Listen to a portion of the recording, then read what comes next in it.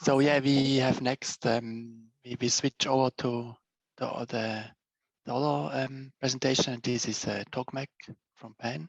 No, sorry, Tokemak from Jeff. Sorry. Jeff, are you ready to take over the screen? Yes, please. Let me share my screen. Cool. Can everybody see this? Yes. Awesome. So thanks everybody. Today I'm going to be reviewing Tokemak, and unfortunately it sounds like we're prioritizing EVM projects at the moment, and so personally I've been mostly doing my DeFi on Lunaterra, and so it's a little bit unfortunate. I was very excited to see that Orion Money was one of the first projects that was presented by one of the members here on this chat, but happy to kind of talk about Tokemak. And so what is a Tokemak? It's a play on the word tokamak with an A instead of an E, and it's a machine that confines plasma using magnetic fields, and it's a donut shape, generates potentially fusion power. So just gonna go through what the project's goal is. So Tokemak views itself as a liquidity service. So liquidity as a service and as a DAO, they view themselves as the next step in this general progression. And these next few slides will kind of generalize that. So if you compare the internet to the blockchain, right now, there's currently DeFi, where most of the liquidity is inflation-based. That's akin to dial-up during the internet days, and so Tokemak views itself as the next layer, which would be broadband, which is distinctively aggregating internet together in the internet analogy. Similarly, they view themselves as the AWS of DeFi, and so for Web 2.0, AWS provides kind of like the plumbing for some really cool apps that have developed on top of that, and Tokemak views itself as a liquidity platform to kind of aggregate and provide stable liquidity sources within DeFi so that other DeFi apps can really excel on top and not have to worry about inflation. You can see some of the inflation numbers for the on the bottom left. So this is just a summary of kind of like the vision and the purpose of the Tokemak team. Comes from a DeFi trading firm called Fractal, based in San Francisco. So they've been around, I think, since 2017. And this, I really like the project for one reason, because it's a group of traders who kind of have been doing DeFi trading for a while, and they view this as one of the core bottlenecks and issues that are present within DeFi, especially after kind of compounded its thing in June 2020, which really launched this this wave of DeFi 1.0 and 2.0. And so Tokemak, their kind of main goal, once again, is to deal with this inflationary mechanism of yield farming through kind of providing a two-sided reactor where both the project tokens and the local token, which is the TOKE token, can kind of coexist to provide enhanced yield and sustainable long-term yield. So this is kind of the general idea. So the token is used to vote on what projects will generate these reactors, and it's 5 per core voting cycle, and there have been 2 so far. This is just an example. If you own a certain number of tokens, you can then reallocate it. So in this example, they've allocated their voting tokens 40%, Uniswap 32%, Balancer, etc. You can put them all in one basket, or you can spread them around based on your preference. And so, and then what you have to stick your tokens to vote, and then once you do that, then you can vote on which liquidity or which DeFi protocols you wish to support, and then there is a voting period, and then they tally the results from that. And then once it goes live, at the moment, the rates are updated rebalanced every day. There is a plan to move that to every week, but if there are unbalanced reactors, such as in the top left scenario, there's too many tokens, and not enough Aave, then there will be a rebalancing where the APY you see in this example is only 15% for the tokens and 65% for the Aave. And if the other way, and this will incentivize, because of the higher APY, more Aave tokens to come in and more tokens to come out. Similarly, in the other scenario in the top right, there's too few tokens within the Aave, within the Toki group, then the APY will be significantly higher, both relative to the project and also relative to the other Tokemak reactors, and that will incentivize for Toki stakers to basically unstake from into this one. And the net result is to have relatively balanced reactors, which we'll see in the website later on. And in terms of one of the benefits from there are other, going back to the previous slide, you'll see that these are two single staked pools that combine to form kind of like a reactor. And so this is to minimize impermanent loss. And there are other protocols out there like Bancor V3 that do that as well. One of the reasons why they want to do this is if you have, in this example, 6 single pools, and then you have tokens on the other side, then technically you can create 6 choose 2, which is 15 markets, which is described in the right. And so this enhances the liquidity options. This is technically kind of trivial relative to Uniswap, for example, because to get between any particular pair, you could form a daisy chain. And so it's not completely groundbreaking. However, the fact that there's high liquidity in each of these 6 will minimize scenarios where you have some very small pairs on Uniswap. And then finally, one of the things, so this is related to impermanent loss. I don't think it's live at the moment, but in any case, when there are withdrawals within the ecosystem, and in this particular example, you'll see that there's 100, the TSNX, which are the Toki version of the synthetics tokens. There's 100 TSNX, but only 90 SNX in the reactor, whereas on the right side, it's the opposite. There's 200 TAVE, but 210 AVE in this system. The reactors will have a rebalancing mechanism, which will reweight the reactors, and this is another mechanism for minimizing permanent loss.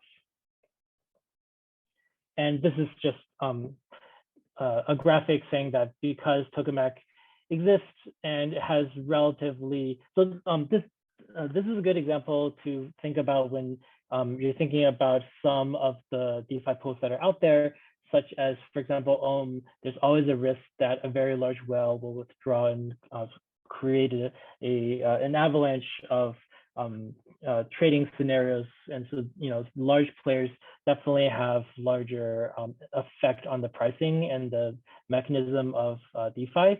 Tokemak here is saying that they are, their goal is to be a large liquidity provider for tier 1 DeFi projects. And with them in the ecosystem, they don't have a plan to unstake and sell. And as a result, if you compare the right with the left, the effect of whales gets minimized. And so that's the general overview of Tokemak. And then now it'll be good to look at what has actually happened since their launch. Their long-term vision is they want to replace the reactors with just protocol-controlled assets. And then, this is one of the biggest concerns of DeFi is the highly inflationary nature of both the yield on the numerator side and also the TVL on the denominator side. There are at least 3 factors when calculating the efficacy of a DeFi protocol. And their goal is to kind of, move from the current stage, which is on the left, into the middle stage where the projects themselves do the token swap, which has already happened. And finally, the protocol controlled assets themselves will be part of the Tokemak. So here are the results from the first vote. And I thought it was pretty interesting. And so I did some pretty simple math to kind of see what exactly happened. They had a degenesis initially. So it's kind of like an LBP where people put in tokens. It was USDC and Ethereum, and received Tokemak tokens at a particular price based on the amount that was raised. And if it was greater than a particular hurdle, which is 24 million, then in addition to Toki tokens, a portion of the subscribed amount is also deposited into their Genesis pools, which are USDC and ETH. So this was the first initial batch of Toki tokens that went into public. There are also private tokens that were sold. There was $4 million in Q2 of this year. And so for those venture capital related tokens, they were given 1 vote for staked liquid token. This is after degenesis, but during the first round of voting, if you staked within the single stake pool, you received 4 votes. And then if you staked in the pool 2s, where there's both Sushi and Uniswap, you received 8 votes to kind of reflect that your Toki has $2 worth of exposure for every $1 worth of Toki that you have within the pool. And so there were 35 million votes that occurred during the first batch of voting. The top 5 went in. And of that 35 million, 15 million votes were based off of escrowed. And remember that's 1-to-1. And then about 5.7, 5.4 from Union Sushi, and then 9 million from single stake Toke. And then I just undid it and divided by the number of votes per Toke, and you'll see that actually 15 million tokens that were escrowed voted, 0.7 million that were in the Uniswap, 0.7 million that was in Sushi, and 2.3 million from the Toki single pool. So there's actually quite a few number of tokens that are escrowed, but rightly so, they decided to weight them very low. And so it ended up being a pretty balanced vote.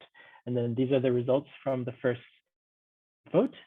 And so you'll see that Frax, Alchemix, Tracer DAO, Olympus DAO, and SushiSwap were the winners.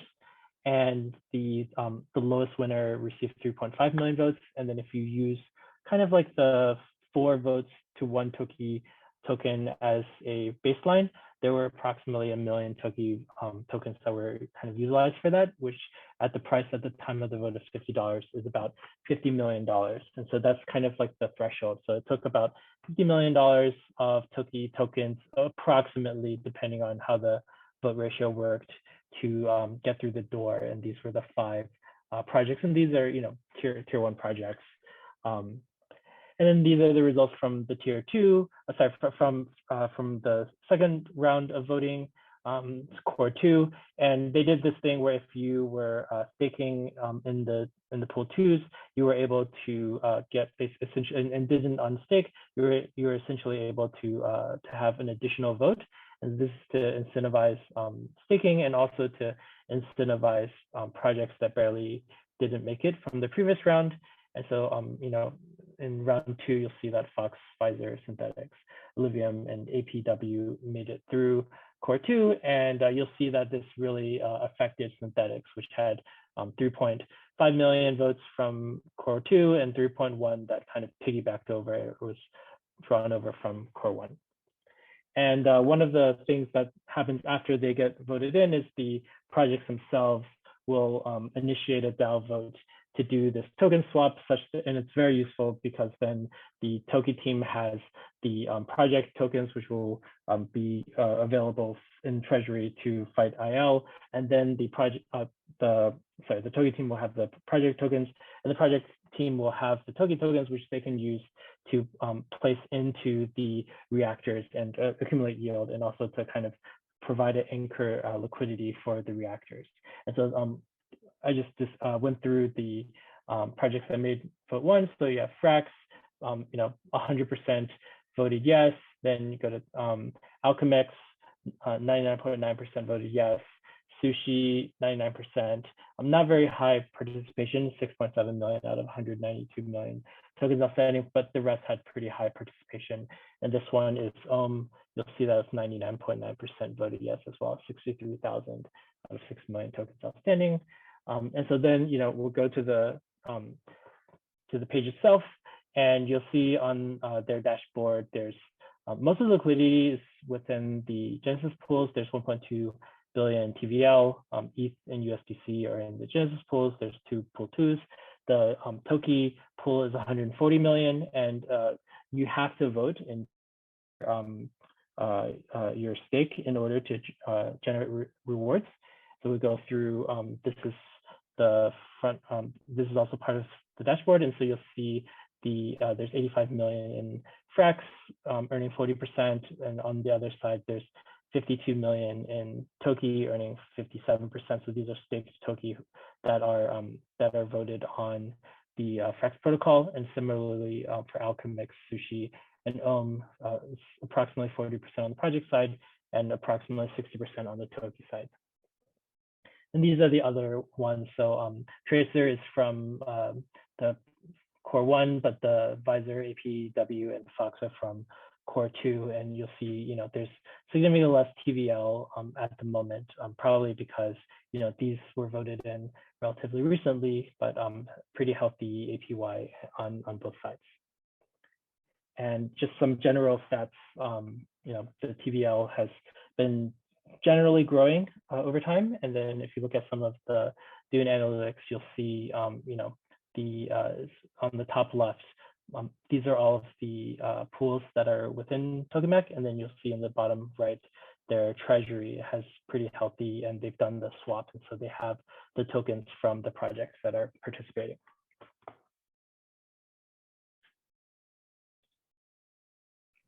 Yeah, very nice.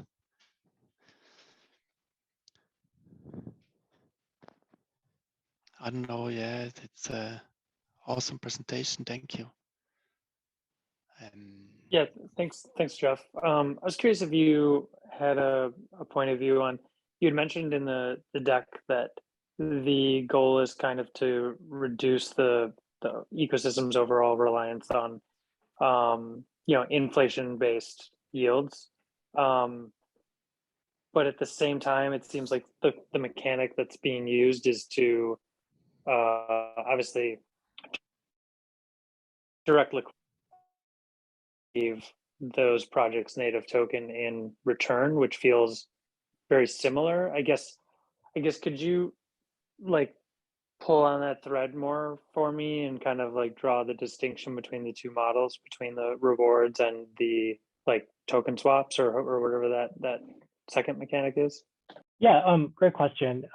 So as I understand it, for the token swap, the project treasuries tokens swapped over to Tokemak primarily exist to fight IL, and so it's not necessarily part of this black hole dream that they have for the projects. I think that the reactor is the main mechanism for fighting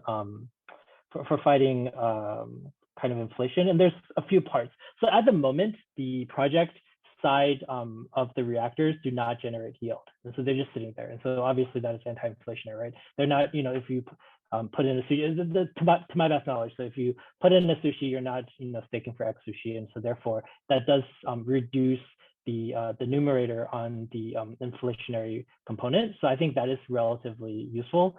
Similarly, in order for this to work as a participant in DeFi, the yield on Tokemak must be higher than the yield in the native project. Otherwise, by no arbitrage, you'd be better incentivized to go on the other side. That's one part. And the second part is obviously you're also making a play on the interest component. And so if I'm staking, sushi and receiving Toki tokens, I'm generally bullish on Toki, and I better be, bullish on sushi as well. And so, that is another component. It's kind of like swapping the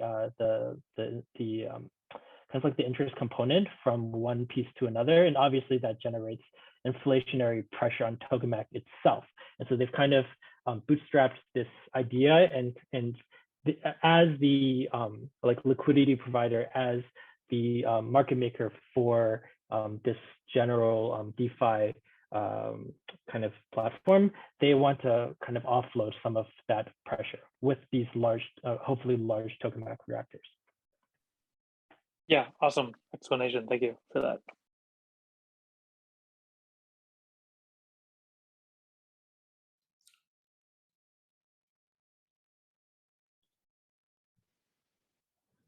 Are there other questions about Tokemak? So I have a question. So Jeff, so how much of this has been executed in terms of providing liquidity? So has Tokemak provided liquidity for any of the projects listed? Yeah, so that I'm not aware of. I'm unfortunately not like a power user of Tokemak. So let me write that down, and then I can get back to the chat. So it's a great question. By providing liquidity, do you mean like facilitating swaps of tokens within all of the reactors? Is that correct? Yeah. So has those liquidity, actually, been implemented, right? Or is just sitting in the reactor for now? Or is that, Yeah. going to Uniswap and the Sushi swap? My understanding, and I may be wrong, they are not active at the moment. Okay. So it is conceivable. For example, I'm just like speculating that the Fractal team could be able to, use the funds to facilitate, like in the deck, they mentioned that they can provide, requests for quotations, which is like an OTC mechanism for facilitating trading. But to my knowledge, I'm not aware that they're using the funds that are within the reactors. Right. So the projects are actually bidding to be in the reactors because they think, there will be liquidity support when, this is launched officially. Yes, in their literature, they do say that the goal is to actively provide liquidity. And in the post that I've read so far, every time it mentioned that this has not gone live yet, but it is a goal of the project. Okay.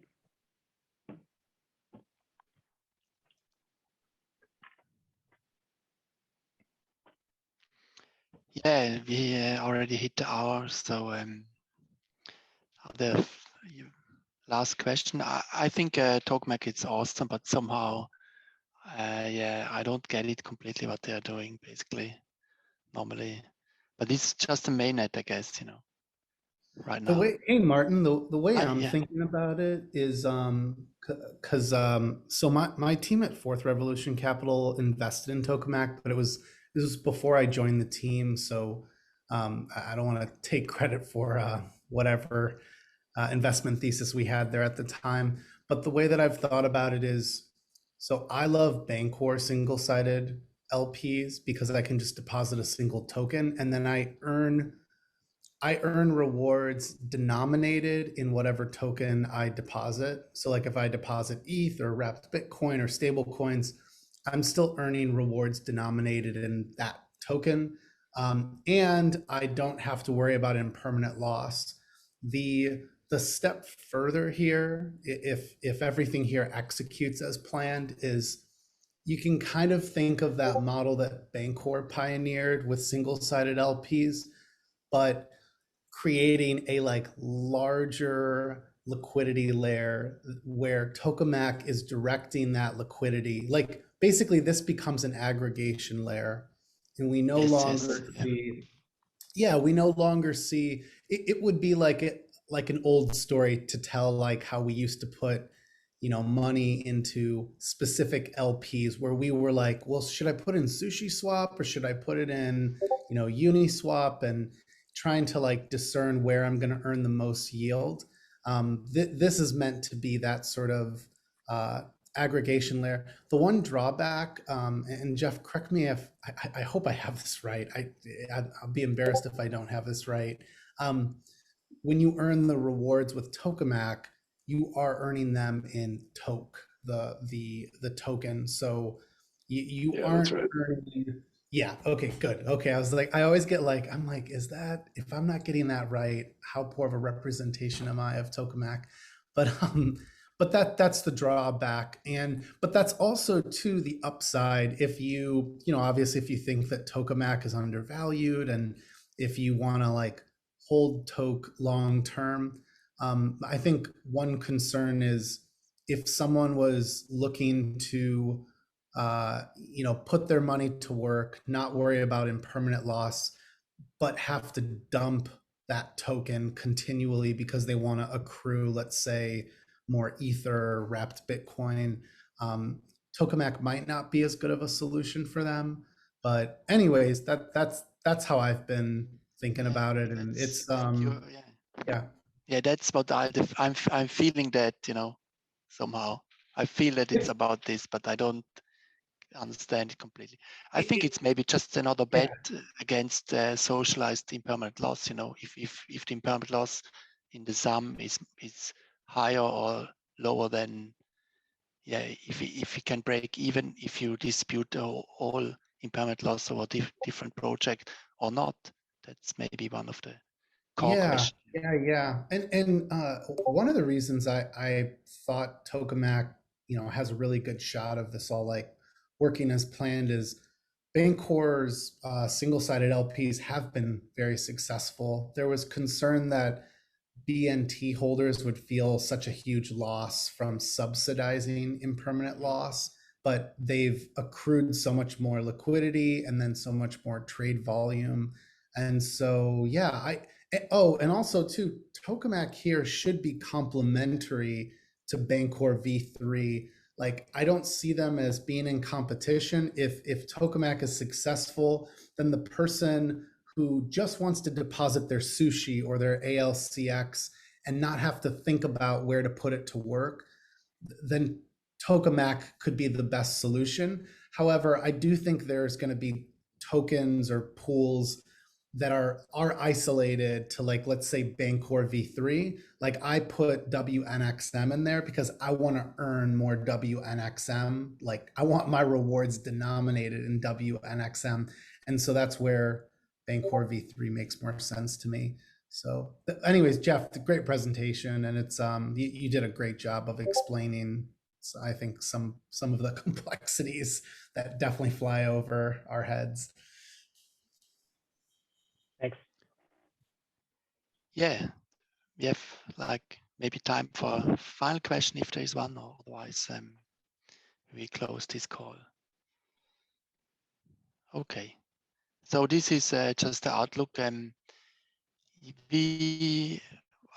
myself, I won't host the next two calls. We just have two other calls, and then the cycle is finished. And the cycle, it means that every pool member has presented one project, and then we will start a new cycle who also have different pool incentivization.